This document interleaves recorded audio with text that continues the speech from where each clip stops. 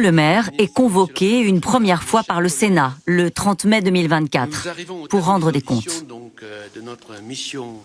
Toutes les accusations qui ont pu être formulées, comme quoi j'aurais délibérément dissimulé au Parlement des informations qui étaient à ma disposition, sont graves, infondées.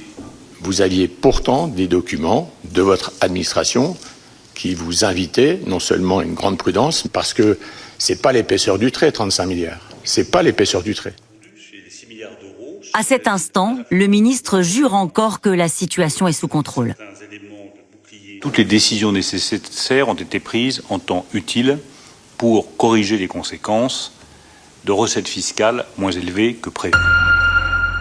Il y a eu objectivement un exercice de dissimulation. On ne nous dit pas tout. Sauf qu'à la fin, qu'est-ce qui se passe? C'est les Français qui payent. Ce que Bruno Le Maire n'a pas dit ce jour-là aux sénateurs, c'est qu'il a déjà informé en secret le président de la République du dérapage incontrôlé des finances publiques.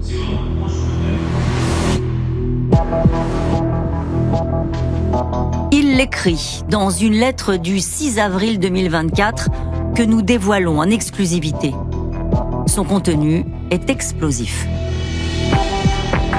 Secret. 6 avril 2024. Note pour le président de la République. La chute des recettes fiscales en 2023 a porté notre déficit à 5,5% au lieu des 4,9% attendus.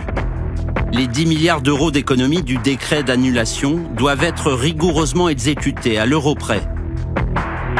Nous devons enfin dégager 15 milliards d'économies supplémentaires en 2024.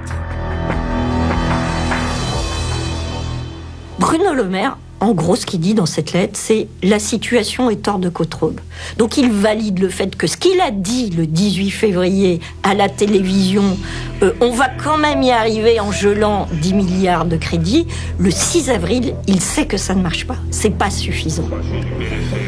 Bruno Le Maire pressent qu'en dissimulant la vérité aux Français, l'exécutif pourrait être accusé d'un scandale d'État.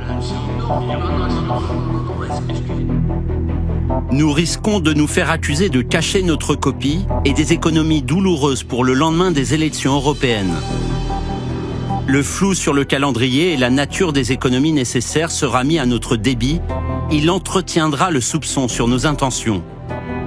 Nous ouvrirons immédiatement un contentieux avec toutes les oppositions qui feront bloc contre nous et nous accuseront d'insincérité.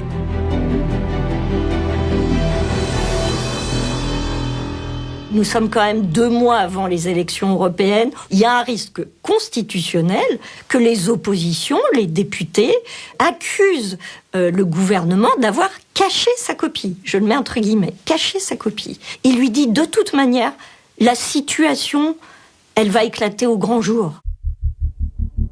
Bruno Le Maire conclut avec ces quelques mots écrits à la main, comme une dernière mise en garde au président.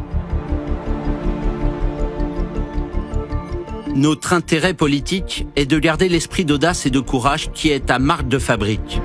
Toute stratégie d'évitement est vouée à l'échec. Avec ma fidèle amitié, Bruno Le Maire. Malgré l'avertissement, le président Macron n'a jamais suivi les recommandations de son ministre.